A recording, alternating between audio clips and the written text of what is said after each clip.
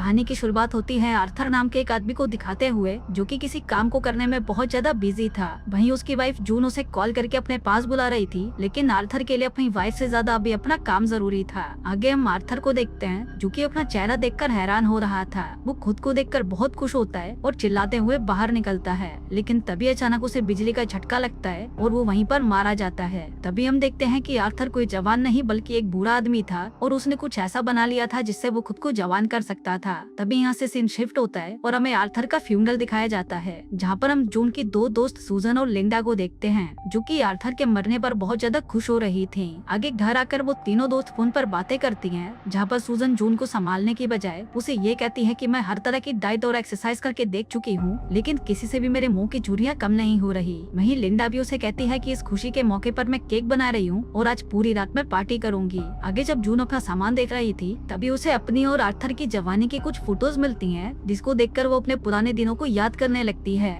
हम देखते हैं कि जून अपने जमाने में बहुत खूबसूरत हुआ करती थी और आर्थर एक नंबर का चोमू, लेकिन फिर भी जून को पहली नजर में आर्थर से प्यार हो जाता है। वहीं आर्थर के हाथ में तो लॉटरी लग चुकी थी, इसलिए वो इस मौके को तो कहाँ खोने वाला था। अगले दिन जून आर्थर का सारा सामान पैक करके उसे डोनेट करने के लिए ट्रस्ट में जाती है, लेकिन वो लोग उसका सामान लेने से मना कर देते हैं, क्योंकि उसका सामान काफी पुराना था और इस्तेमाल करने लायक नहीं बचा था। लेकिन जून भी उस सामान को अपने घर वापस नहीं ले जाना चाहती थी, इसलिए वो उस सामान को जबरदस्ती वहीं छोड़कर वहाँ से चली जाती है। आगे जब वो बस से अपने घर जा रही थी, तभी एक बूढ़ी औरत उसे सीट पर बैठने को कहती है, लेकिन जून सीट पर बैठने से मना कर देती है और कहती है कि मैं इतनी भी बूढ़ी नहीं हूँ जो खड़ी होकर ना जा सकूं। लेकिन तभी अचानक बस ड्राइवर ब्रेक लगाता है और जून नीचे गिर जाती है। आगे सूजन और लिंडा जून से मिलने आती है, जो कि हॉस्पिटल में एडमिट थी। सूजन कहती है कि अब तुम वो जवान लड़की नहीं रही, तुम बूढ़ी हो चुकी हो, इसलिए तुम्हें हर चीज का ध्यान रखना होगा। आगे वो तीनों जून के बैकयार्ड में बैठकर बातें कर रही थी कि अब उन्हें आर्थर के ऑफिस का क्या करना है। लिंडा कहती है कि हमें इसे किसी को रेंट पर दे देना चाहिए और इससे हमें काफी अच्छे पैसे मिल सकते हैं। अब जून को भी उसका ये आइडिया अच्छा लगता है और वो कहती है कि सबसे पहले हमें इसकी सफाई करनी होगी। आगे जब वो तीनों सफाई करने के लिए उस शेड में जाती हैं, तो वो देखती है कि वहाँ पर काफी अजीब चीजें पड़ी होती हैं। तभी अचानक उन्हें वहाँ पर एक विस्की की बोतल मिलती है। लिंडा कहती है कि ये तो काफी अच्छी विस्की लग रही है और ये कई सालों पुरानी भी है। तभी सूजन उस बोतल को लेती है और पीने लगती है। कहती है कि इसका टेस्ट तो बिल्कुल ओल्ड मोम की तरह है। आगे वो तीनों उस बोतल को लेकर घर आ जाती हैं और पैक बनाकर पीने लगती हैं। वो तीनों ही अपने बुढ़ापे से बहुत ज्यादा परेशान थी, क्योंकि उनकी लाइफ से वो सारी मौज मस्ती जा चुकी थी। सूजन कहती है कि देखो मेरा हाल, मैं क्या हो चुकी हूँ। जवानी में मैं इतनी खूबसूरत हुआ करती थी और अब मेरा शरीर बिल्कुल ढल चुका है। जून कहती है कि अब ये सब बातें करने का कोई फायदा नहीं, हम बूढ़े हो चुके हैं और अब हमें इसी जिंदगी को अपनाना होगा। जिसके बाद वो तीनों भंड होकर वहीं पर सो जाती हैं। अगली सुबह जब उनकी आँख खुलती है, तो वो देखती है कि उनकी शक्ल अचानक से बदल गई है। वो तीनों एक दूसरे को देखकर डर जाती हैं और चिल्लाते हुए भागने लगती है। जून को लगता है कि शायद उसके घर में जबरदस्ती कोई घुस गया है, इसलिए वो खुद को बाथरूम में लॉक कर लेती है। पर तभी वो देखती है कि उसका चेहरा अचानक से बदल चुका है। वहीं सूजन भी भागकर उसके पीछे जाती है और तभी वो भी नोटिस करती है कि उसका शरीर फिर से जवान हो चुका है। वहीं लिंडा भी खुद को देखकर हैरान थी कि वो फिर से 20 साल की हो चुकी है।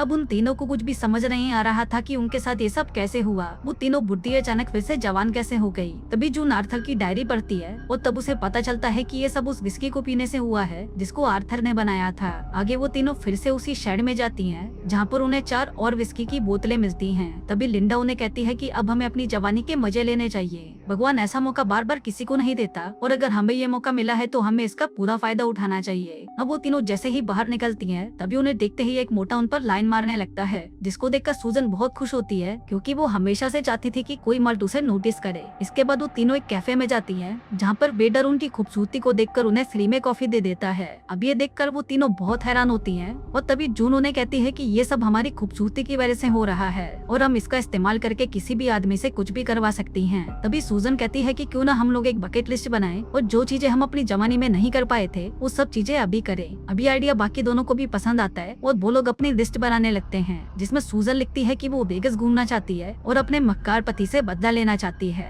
लिंडा लिखती है कि मुझे तो एक साथ 3 आदमियों के साथ इंटीमेट होना है। वहीं सूजन लिखती है कि मैं तो बस अपनी कुछ पुरानी यादों में वापस जाना चाहती हूँ। अब वो लोग बातें कर ही रहे थे कि तभी वो देखते हैं कि वो वापस बूढ़े होने लगे हैं, जिसका मतलब था कि उस जादुई शराब का असर बस कुछ ही घंटों तक रहता था। आगे जून उन्हें कहती है कि हमें मॉडल लड़कियों की तरह खुद को बदलना होगा, नहीं तो सभी हमारे कपड़ों और हमारे बात करने के तरीके का मजाक उड़ाएंगे। जिसके बाद वो लोग खुद को बदलने लगते हैं और इस बार वो तीनों आज के जमाने वाली लड़कियां बनकर एक क्लब में जाती हैं। लेकिन क्लब के अंदर जाते ही वहाँ पर आदमी भूखे नंगे कुत्तों की तरह उन पर टूट पड़ते हैं। कोई उनसे उनका नंबर मांगता है तो कोई उनके साथ वहीं पर इंटीमेट होना चाहता है। लेकिन ये सब सुनकर भी वो तीनों बहुत खुश हो रही थी, क्योंकि आज तक किसी ने भी उन्हें इतना भाव नहीं दिया था। कुछ ही देर में लिंडा को अपना शिकार भी मिल जाता है और वो क्लब के एक डीजे के साथ बैठकर दारू पीने लगती है। उधर जून और सूजन साथ में डांस कर रही थी, लेकिन ज्यादा दारू पीने की वजह से सूजन को उल्टियां होने लगती हैं। फिर थोड़ी देर बाद वो देखती हैं कि जादू शराब का असर खत्म होने लगा था, तो वो वापस अपने घर चली जाती हैं। लेकिन सूजन को तो अपने लिस्ट के पहले काम को पूरा करना था, जो कि था 3 आदमियों के साथ इंटीमेट होना, इसलिए वो उन दोनों के साथ चलने से मना कर देती है।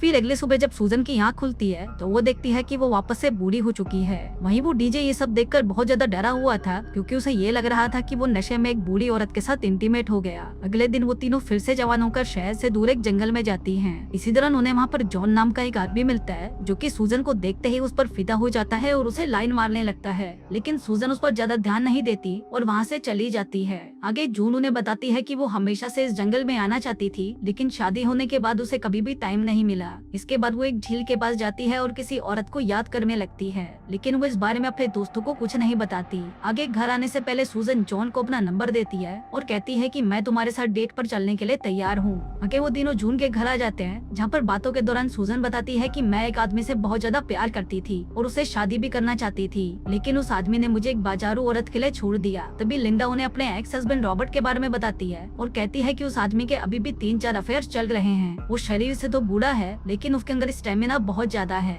अगले दिन वो तीनों फिर से उस जादुई शराब को पीकर जवान हो जाती हैं, जिसके बाद सबसे पहले लिंडा अपने एक्स हस्बैंड रॉबर्ट के पास जाती है और उसकी नई मंगेतर के सामने ही वो रॉबर्ट को पकड़कर किस कर लेती है। अब ये देखकर वो कि मंगेतर उसे मारने लगती है और उसे पूछती है कि ये सब क्या है। लिंडा कहती है कि रॉबर्ट मेरा बॉयफ्रेंड है और परसों ही मैं इसके साथ इंटीमेट हुई हूँ। अब ये सुनकर रॉबर्ट की मंगेतर लिंडा को गालियां देने लगती है और उसे वहाँ से भगा देती है। वहीं जून शीला नाम की एक लड़की को ढूंढने की कोशिश कर रही थी, लेकिन काफी ढूंढने के बाद भी वो उसे कहीं नहीं मिलती। वहीं दूसरी तरफ लिंडा को वो सारा अटेंशन मिलने लगा था जो वो हमेशा से चाहती थी। लेकिन इसी दौरान जब उसका ट्रेनर उसे छेड़ने की कोशिश करता है तो लिंडा उसे मारकर खुद से दूर कर देती है। आगे सूजन जॉन से मिलने जाती है, जहाँ पर जॉन उसे बताता है कि मैं कुछ ही दिनों में अपनी पत्नी से अलग होने वाला हूँ, जिसके बाद मैं तुमसे शादी कर लूंगा। अभी सुनकर सूजन भी बहुत खुश थी, पर वो इस बात से डरी हुई थी कि अगर जॉन को उसकी असलियत का पता चला तो वो उसे छोड़ देगा। तभी जॉन उसे कहता है कि तुम मेरे से उम्र में बहुत छोटी हो, पर इस पर सूजन उसे कहती है कि मैं हम दोनों के रिश्तों के बीच में उम्र को नहीं आने दूंगी। अब ऐसे ही कुछ दिन बीत जाते हैं और एक दिन हम जून के बेटे मारियो को देखते हैं, जो कि उसे मिलने उसके घर पर आता है।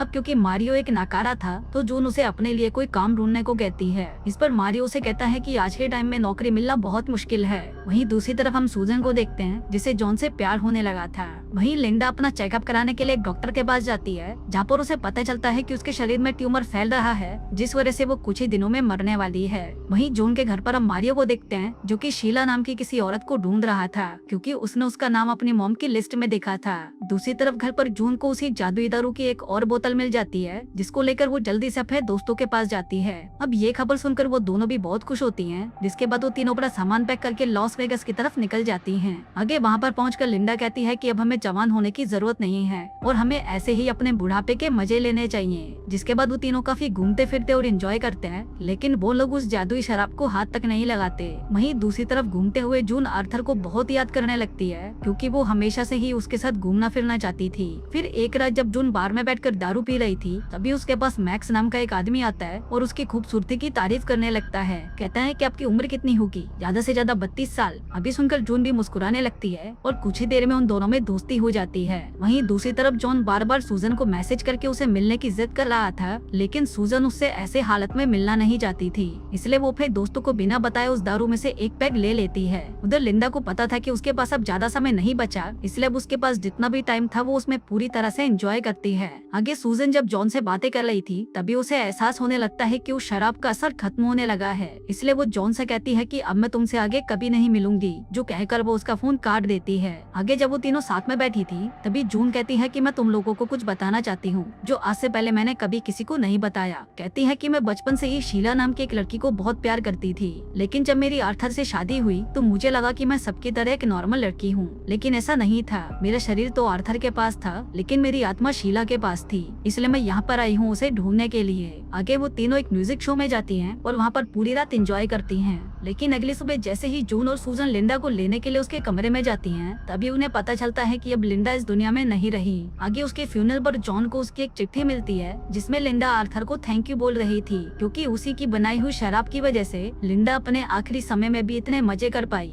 इसी दौरान जून के पास सूजन आती है और उसे कहती है कि मैं जॉन को सब कुछ सच बताने जा रही हूँ, इससे मुझे भी पता चल जाएगा कि वो मुझसे प्यार करता है या नहीं। आगे वो अपने असली रूप में जॉन के पास जाती है, लेकिन जॉन उसे पहचान नहीं पाता। तभी सूजन उसे कहती है कि मैं वही हूँ जिसके साथ तुम शादी करना चाहते थे। अब जॉन भी समझ जाता है कि ये सूजन ही है, पर क्योंकि वो उससे प्यार करता था इसलिए वो ऐसी हालत में भी उसे अपना लेता है। वहीं दूसरी तरफ जून किसी तरह से शीला के हस्बैंड का फोन नंबर निकाल लेती है और उससे बात करने पर जून को पता चलता है कि शीला अभी भी उससे उतना ही प्यार करती है, यहाँ तक कि उसे अपनी बेटी का नाम भी जून ही रखा है। अब जून ऐसे उसके पास नहीं जाना चाहती थी, इसलिए वो उसके पास उस जादुई शराब को पी के जाती है, पर शीला ऐसे रूप में भी उसे पहचान लेती है। आगे वो अपनी जवानी के दिनों को याद करते हैं जहाँ पर वो दोनों छुप छुप कर एक दूसरे को प्यार किया करते थे। फिर थोड़ी देर बातें करने के बाद जून सूजन के पास आती है, जिसके बाद वो दोनों लिंडा की आखिरी इच्छा को पूरी करने जाते हैं जो था स्काई डाइविंग। वहीं पर मारी और जॉन भी उन दोनों को देखकर बहुत खुश हो रहे थे। और दोस्तों इसी के साथ ही ये कहानी यहीं खत्म हो जाती है।